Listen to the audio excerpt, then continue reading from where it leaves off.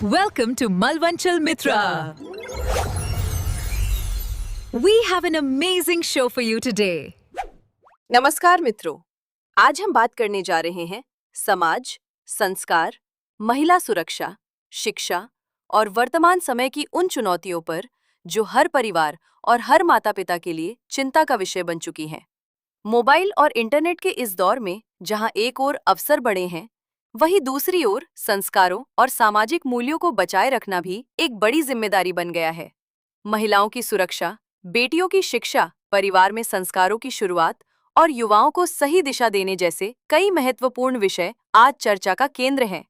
इन सभी मुद्दों पर मार्गदर्शन देने के लिए आज हमारे साथ जुड़ी हैं उज्जैन से पूजा चित्तौड़ा जी, जो प्रांत महिला संयोजिका हैं, भारत विकास परिषद मध्य भारत पश्चिम प्रांत की, विश्व हिंदू परिषद की सक्रिय कार्यकर्ता हैं और सेवा भारती उज्जैन से भी जुड़ी हुई हैं।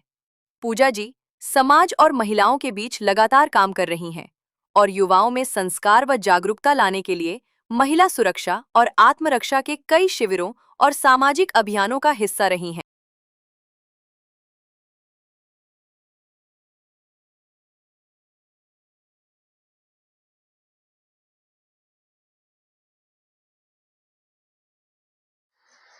नमस्कार मित्रों, आप देख रहे हैं मालवांचल मित्र। मैं आप सभी का मित्र प्रवीण अरोंदेकर। आज हमारे साथ महाकाल की नगरी उज्जैन से श्रीमती पूजा जी चित्तौड़ा पधारी हैं। भारत विकास परिषद की मध्य प्रदेश के मध्य भारत इकाई की आप महिला प्रमुख हैं।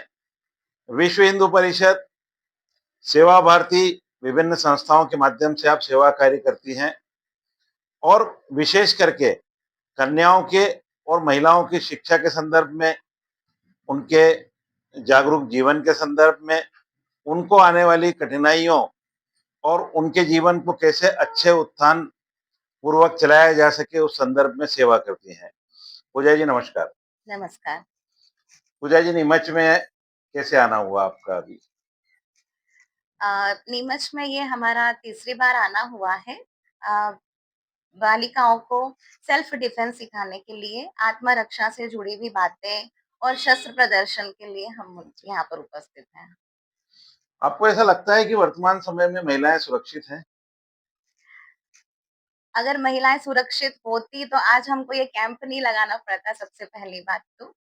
और अभी 3 दिन पहले की ही एक बात है, आपने भी शायद देखी होगी।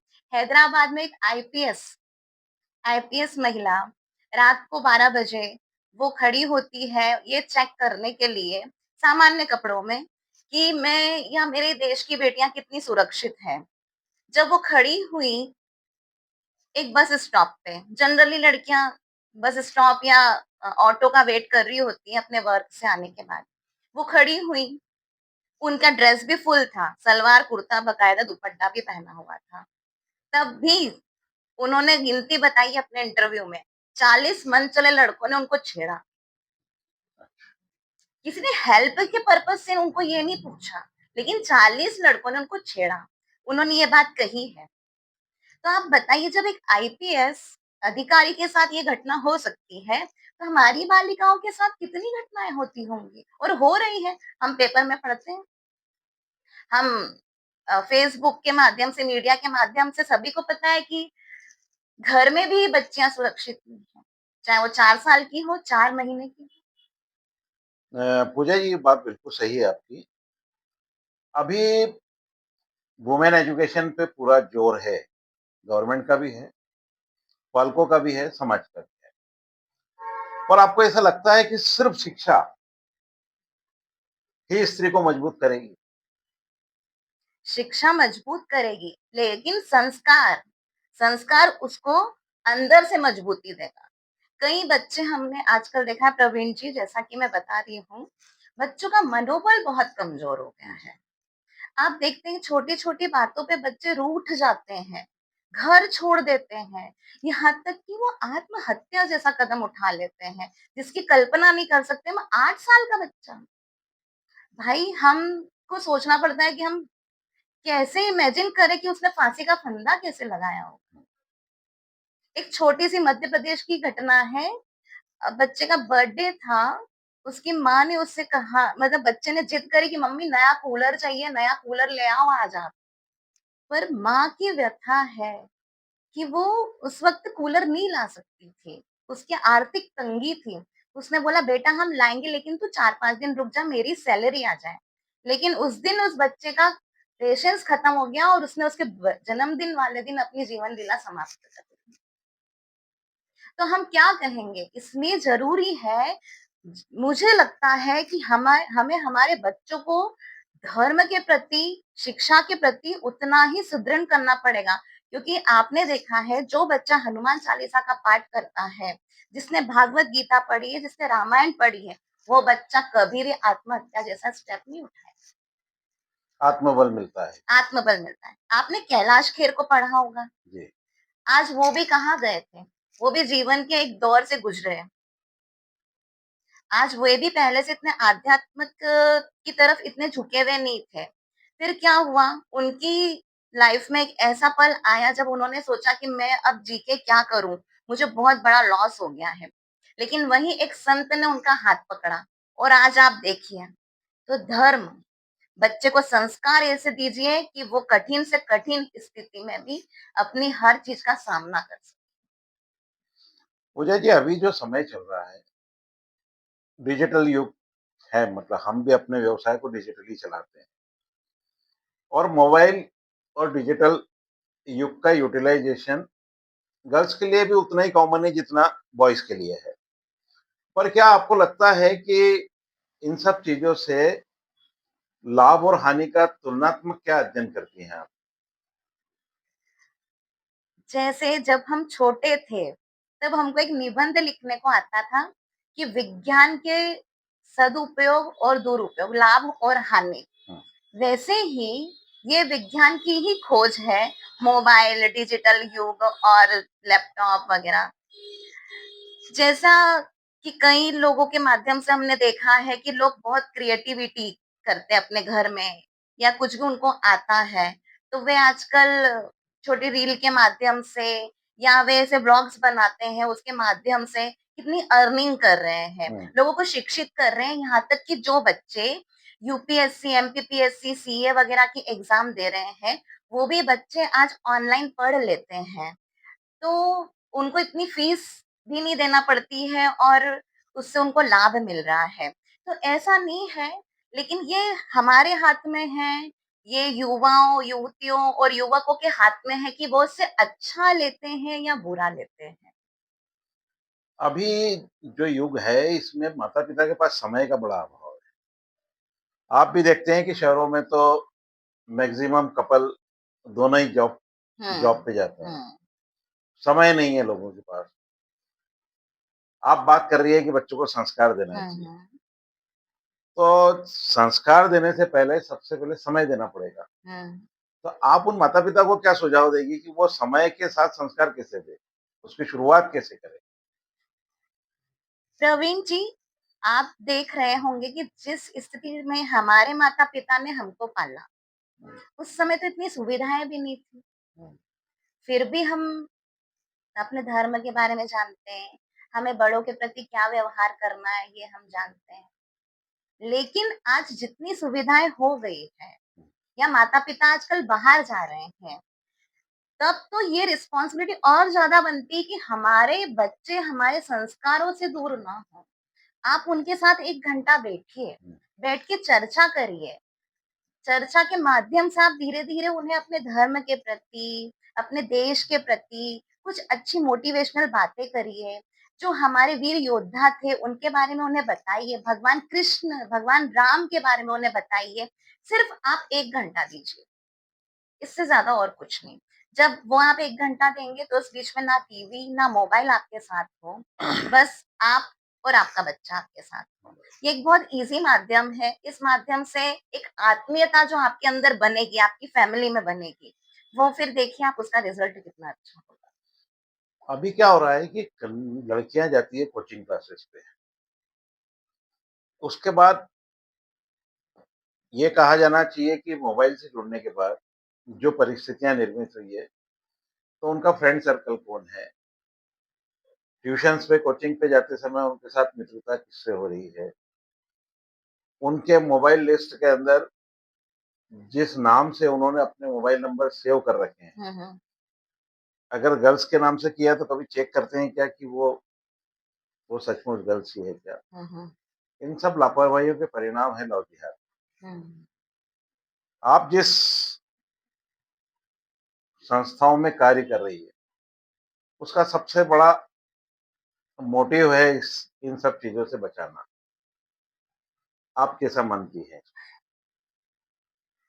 अब जिहाद सिर्फ लड़कियों तक सीमित नहीं है। लव जिहाद की अब कोई सीमा या जिहाद की अब कोई सीमा बची नहीं है। जिहाद अब धर्म, संस्कृति, सभ्यता, भाषा, भूषा सब में आ चुका है।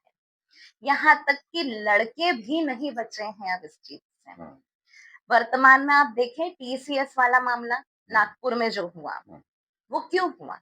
आपने कभी उसको पूरी डिटेल अगर आपने देखी हो, तो वे धर्म के नाम पर उन बच्चों को प्रताड़ित करते थे कि तुम्हारे धर्म में ऐसा, तुम्हारा शिव ऐसा, देखो हमारा अल्लाह ऐसा नहीं।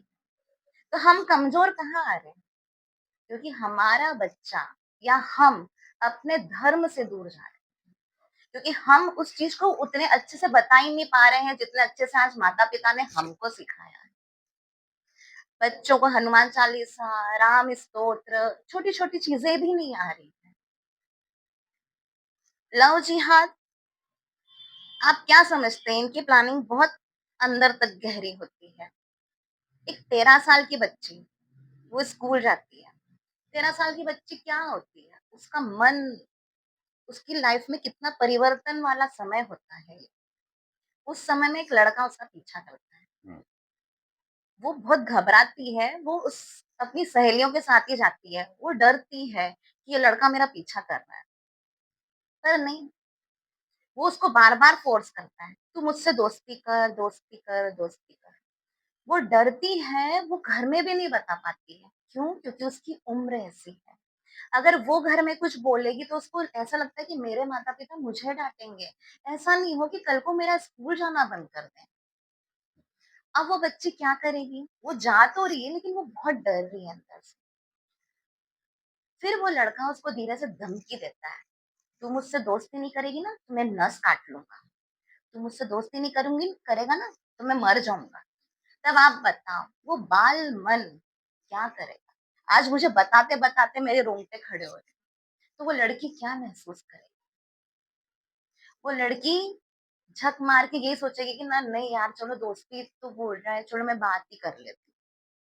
जब वो बात करना शुरू करती है तो बस उनका काम शुरू हो जाता है। हम्म, वो जिहादी है, उनको तो उनके काम पे लगना है।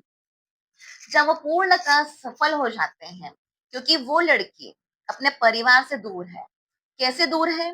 क्योंकि उसके पिताजी मजदूरी करते हैं, उसकी माता मजदूरी करती है और उसका पिता दारू पीता है।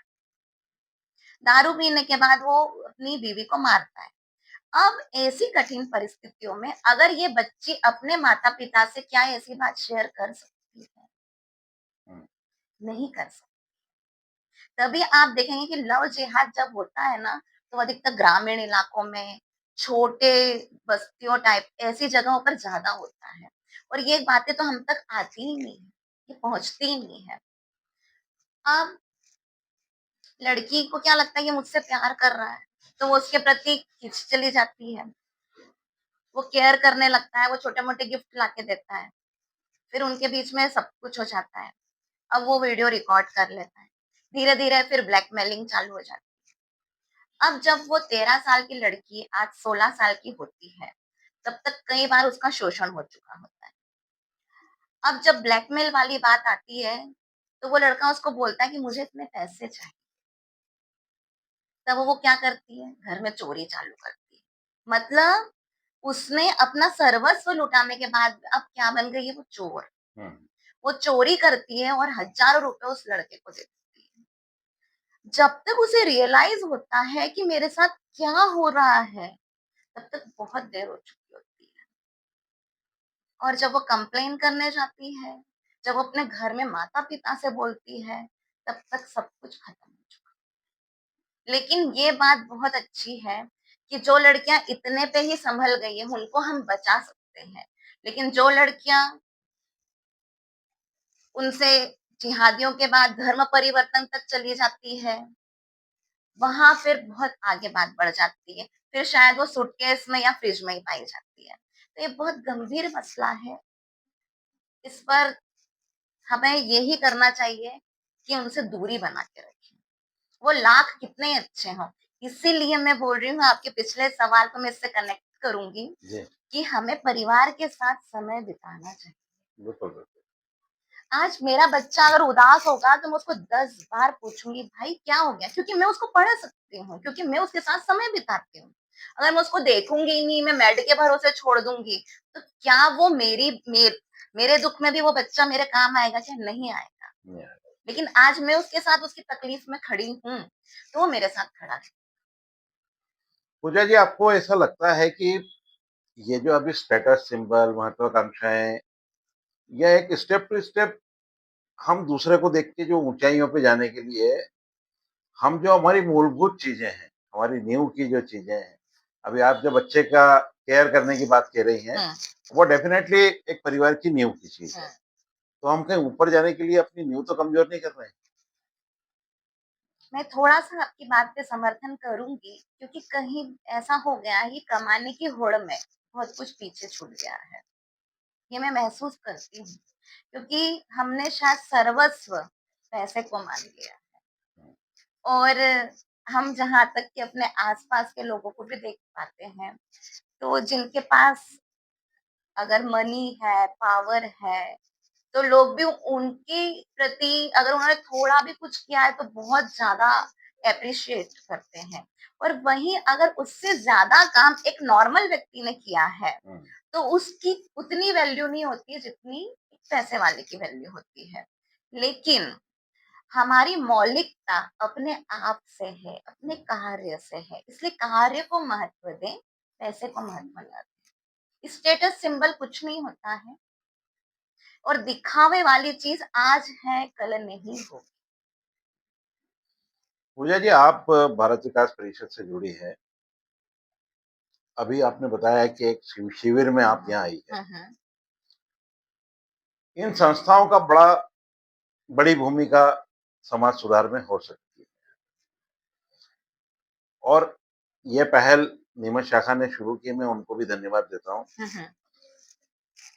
तो क्या लगता है आपको कि इन शिविरों के माध्यम से एक मेंटल टॉनिक, हम्म। जिसको कहते हैं हम, हम्म। मानसिक शक्ति उत्पन्न की जा सकती है क्या? जी, बिल्कुल की जा सकती है, क्योंकि शिविरों के माध्यम से ऐसा होता है भाई साहब कि कुछ बच्चे मेरे पास पेरेंट्स आते हैं, पेरेंट्स बोलते हैं कि आप हर साल ऐसा शिविर लगाइए और आप कंटिन्यूएशन में इसको चलने दीजिए, मतलब आप बंद मत करिए, आप 12 महीने लगाइए। तो उनका कहना है कि हमारे बच्चे आउटडोर गेम्स में इस माध्यम से जुड़ पाते हैं। प्लस वो शारीरिक रूप से भी स्ट्रांग होते हैं, मेंटली भी स्ट्रांग होते हैं, और जो आप संस्कार की बातें उनके साथ में क्वेश्चन के माध्यम से या स्टोरी के माध्यम से जो शेयर करती हैं, उस माध्यम से उनको नॉलेज बढ़ता है, और वो एक अच्छा लगता है कि वो टीवी और मोबाइल से उतने समय के लिए दूर हो जाते हैं। तो ये कहीं न कहीं हमारे शिविर की एक पॉजिटिविटी है, जो संस्था के माध्यम से हम लोग अलग-अलग शहरों में करते हैं। एक आखिरी प्रश्न, हुँ, अभी आपने नारी वंदन की हाँ, बात सुनी होगी। हाँ। लोग उसको पॉलिटिकल मानते हैं, मैं उसको पॉलिटिकल नहीं मानता, हुँ, हुँ, क्योंकि वो जब भी कभी महिला आरक्षण होगा तो डेफिनेटली वो हाँ, समाज के सभी वर्गों हाँ, के लिए जाएगा। हाँ। आप क्या संदेश देना चाहेंगी इस मामले में? आपने एक वो स्टोरी सुनी होगी कि जब महिषासुर का मर्दन करना था, तब शिव जी ने शक्ति की रचना की, जी। है ना? तो उनको भी शक्ति की रचना करनी पड़ी। तो आज ये तो कलयुग है, यहाँ पर जब महिलाएँ कंधे से कंधा मिलाकर चलने वाली बात है, तो मैं मानती हूँ कि हाँ, परिवार के साथ-साथ देश को, समाज को भी महिलाओं की उतनी ही ज़रूरत है कि वे भी आगे आके समाज सुधार के कार्य करें और आगे बढ़ें, और वे भी प्रकृति को सँवारने का योगदान हो या संस्कार का योगदान हो, या कहीं अगर कोई समस्या आ रही है तो उसको संभालने का योगदान हो, तो वे अपना पूरा इसमें सर्वस्व दे सकती हैं।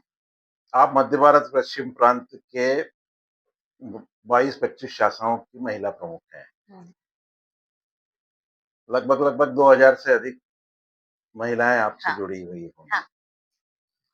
आप उनको और उनके साथ समाज के अन्य महिलाओं को क्या संदेश देना चाहेंगी, बताइए? मेरा सभी महिलाओं से यही निवेदन है कि अगर हम सिर्फ़ अपने कार्य की ओर ध्यान दें कि हमें क्या करना है, तो हमारी बहुत आवश्यकता है।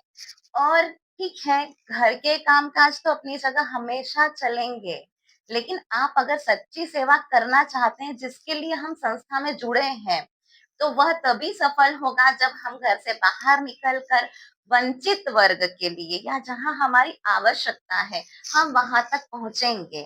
हम वहाँ जाकर कुछ अच्छा सिखा पाएँगे, तब हमारा इस संस्था में जुड़ना सफल माना जाएगा।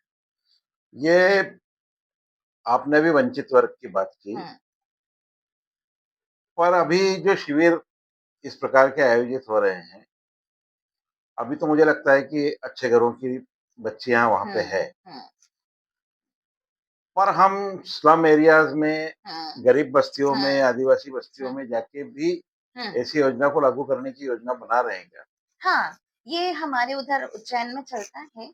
हम बस्तियों में भी इसके कैंप लगाते हैं। तो आप इधर नीमच जिले में आई हैं, तो यहाँ कुछ प्रेरणा देने वाली है इस संदर्भ में? मैंने आज ही महिलाओं के साथ मीटिंग करी है और मैंने उनको यही निवेदन किया है कि जैसे आप बस्तियों में जाएँ और बस्तियों में जाकर ऐसे छोटे-छोटे शिविर लगाएँ, जिसके माध्यम से बालिकाओं को गुड टच, बैड टच और स्वास्थ्य के प्रति जानकारी, जैसे एनीमिया, बच्चियों में बहुत जल्दी खून की कमी हो समय हो जाती जाए। है।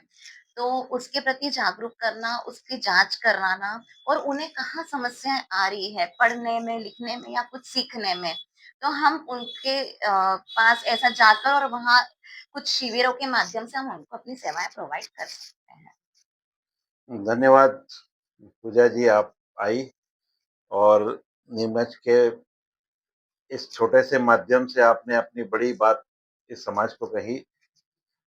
तो मित्रों, आज आपने देखा कि मालवांचल मित्र के माध्यम से भारत विकास परिषद परिवार की महिला प्रमुख जो उज्जैन से पधारी हैं, पूजा जी चित्तौड़ा, आपने महिलाओं को, कन्याओं को, समाज को कैसे जागरूक किया जा सकता है, इस संदर्भ में अपनी बात कही।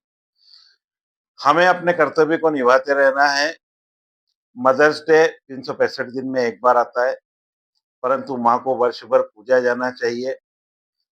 बहनों को, बेटियों को और घर में बहुओं को उतना ही सम्मान मिलना चाहिए जो उसके लिए बहुत आवश्यक है। एक अच्छे समाज के निर्माण में महिलाओं की भूमिका बड़ी है। आप देखते रहिए मालवांचल मित्र, सब्सक्राइब कीजिए और हमें सुझाव दीजिए कमेंट्स के माध्यम से, हम किस प्रकार के आयोजन और करें। बहुत बहुत धन्यवाद। नमस्कार। नमस्कार।